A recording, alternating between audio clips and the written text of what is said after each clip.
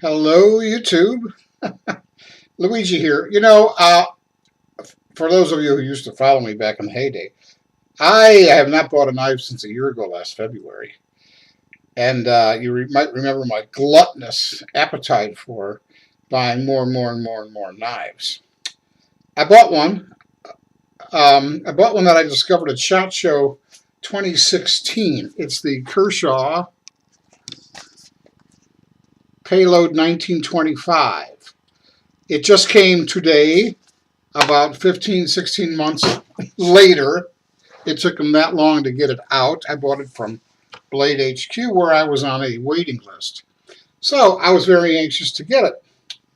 Um, Before we show you the knife, I need to talk a little bit about multi-tools. Some of you guys are collectors of multi-tools. You carry them, you use them, and they're great things. And if that's your stick, God bless you. I think that's wonderful. But I don't own one, and I don't think I ever will, but I am intrigued by the ingenuity with which they have pieced so many useful things together, useful to many, and that's my problem.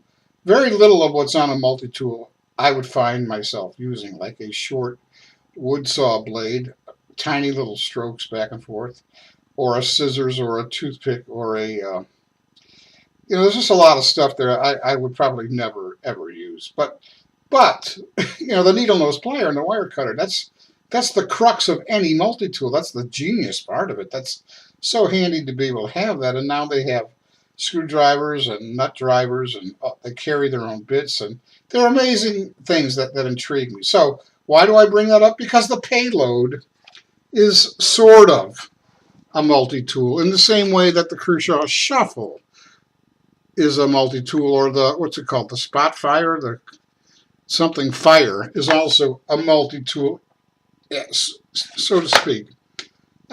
This is it. You see the two bits there? These are number 1 and 2 Phillips tips, 1 and 2 flat tips, and there's another secret bonus tip in here. This is basically, these tips are stored in the scale. You push them out, and you put them in the socket, put them back in. They have these snap-on things, these little tits here sticking out. I thought they should have a magnetized socket, so you don't always have to have one of these. Well, I just dropped that one. Okay, so where do they go? Where do these tips go? There's a little button here marked F for fire, I think, and you press that. And this comes also with an extra number 6 Torx, which is going to work on most pocket knives. That's pretty cool, isn't it? To put it back in, you press the F button again, slide it in, and it locks in. Now, this is a thick knife because of all the stuff it's carrying. It's a broad knife, and it is, over 6 ounces. It's a heavy knife. And commensurate with its mass, it's got this broad blade, which they're calling a clip. I don't know, maybe it's a clip. That's fine. I don't want to go to war over that. This is a big knife, and it's a heavy knife, and it's a broad knife. The overall length is 7.5 inches. The blade length is 3 3/8. HCR 13 MOV, everybody's favorite Chinese steel. It's a hollow grind with bead blast, and it's a plain edge. Now, even the Blade HQ literature and the very early 2016 videos said this has a hawk lock. Now, I know what a hawk lock is, and I ain't be seeing one. I see an inset liner lock. So what the heck, man? What is this? I'm looking for a hawk lock, and this particular liner lock is very difficult to get any meat on it, even though it's got jimping. It just doesn't stick out very far.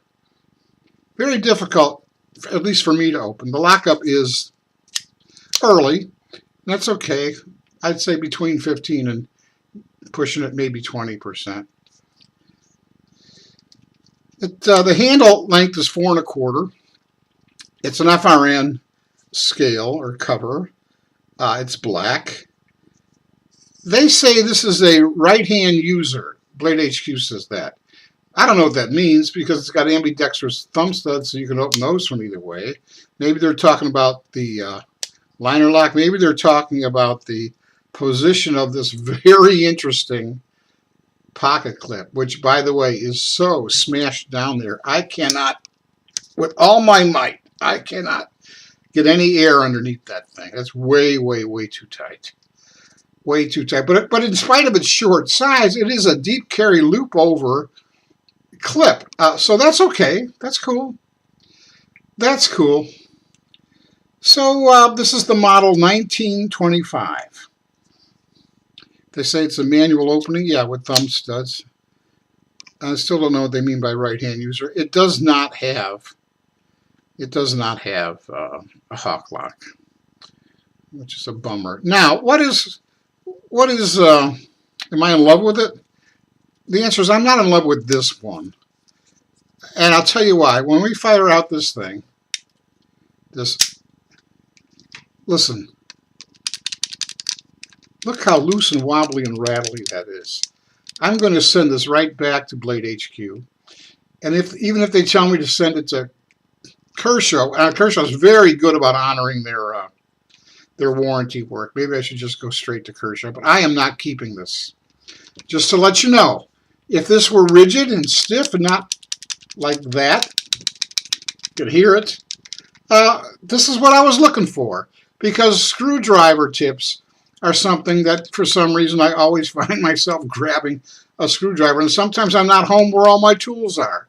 That's why this was appealing to me versus a full-blown multi-tool.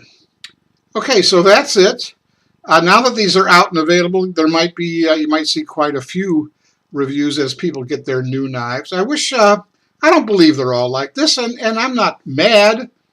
I'm disappointed, but I know I've dealt with Kershaw before. They're good people, and I have every faith and belief that they're going to make this right for me. It's just, I've waited 16 months. What's a few more, All right, everybody. That's it. God bless you. I love you all. Take good care and stay safe out there. Bye-bye.